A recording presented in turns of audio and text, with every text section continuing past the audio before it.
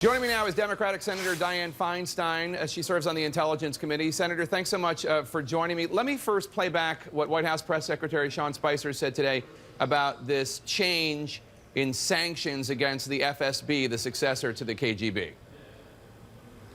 Why is the administration easing sanctions against Russia? We're not easing sanctions. The Treasury Department, it is, from what I understand, it is a fairly common practice for the Treasury Department, after sanctions are put in place, to go back and to look at whether or not there needs to be specific carve-outs for different, either industries or products and services that need to be going back and forth. But I would refer you back to the Treasury Department on that one. So, Senator, is this just a technical adjustment, or might there be more to this? Well, I think the thing, Jake, is we don't know. You heard Sean Spicer, what he said, and that is that Treasury is going to take a look at it and see if any carve-outs are necessary. The rumor that I heard is that this would be for United States non-defense products like cell phones. Now, I don't know whether that's good or bad on the face of it. I would not be for weakening these sanctions, which involve the intelligence services, the GRU and the FSB, who have been ribaldly into American political campaigns.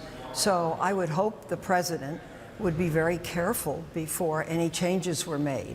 Now, there may well be that there is one thing here that it doesn't need to be in that sanctions list, and that's a different story. It's hard for me to tell right now. President Trump and the Australian Prime Minister, as you no doubt know, got into a heated discussion on the phone a few days ago about the admission into the U.S. of 1,250 refugees from Australia, as President Obama had agreed to. Do you have any reaction reading about this dust-up with this close American ally? Yeah, my reaction is one of sorrow. Australia has been just great to the United States. Australia has been with us. It's almost like jump how high on every single thing, and it is a treasured relationship. With respect to Mexico, and I come from California, and the Mexican-California relationship is a very big thing. I did not vote for the North American Free Trade Agreement known as NAFTA for some of the very reasons that have been put forward.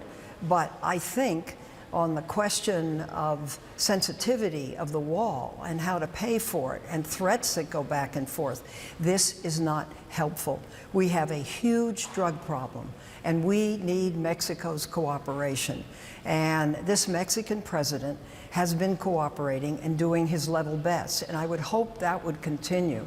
So some of these conversations, I think they're fine for a president to pick up a phone and say, hello, I want you to know I look forward to working with you, and maybe but I think negotiating over a telephone on something that can be easily misunderstood is not necessarily the smartest thing in the world. President Trump said this morning at the prayer breakfast that people shouldn't worry about the tough talk. He's just standing up and fighting for the United States.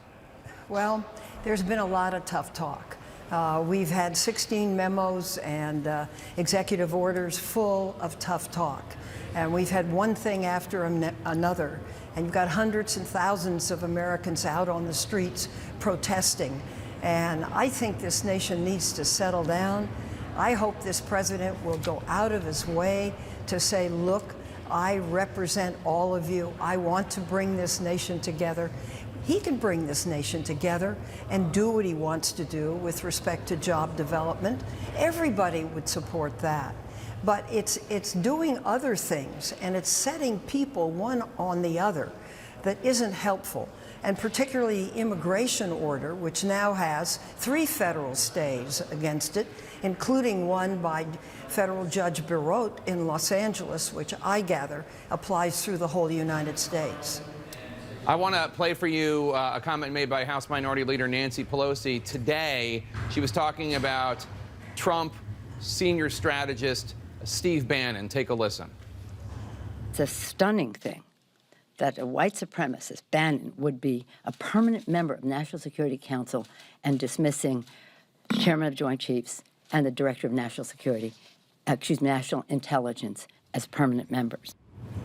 Steve Bannon denies being a white supremacist, and I know there are a lot of Republican colleagues you have who are very upset with what Minority Leader Pelosi had to say. What do you make of it? Well, I make of it this.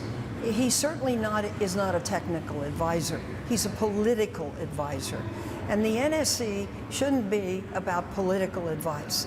It should be about very practical military and civilian advice on questions of national security. We're talking about whether this country goes to war, whether we initiate some kind of an attack, whether there's a probability of attack on this country and what should be done. And I think those are decisions that should be made by the people that are skilled in it.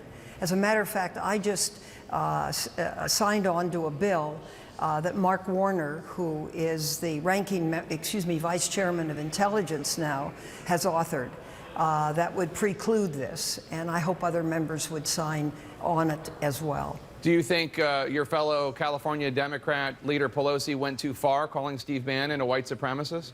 Well, I don't know whether he's a I don't want to get into that because I just don't know. I know that he's a populist political advisor. And sometimes you don't, in these decisions, it's not the politics. It's the rightness or wrongness based on the need to protect the nation's security. And it's how you do it, and it's the strategy, and it's the tactics that go into it. And it calls for intelligence, and it calls for military. It doesn't call for political advice, I think. Senator Dianne Feinstein, always a pleasure to have you on the show. Thank you so much. Thanks, Jake. Right.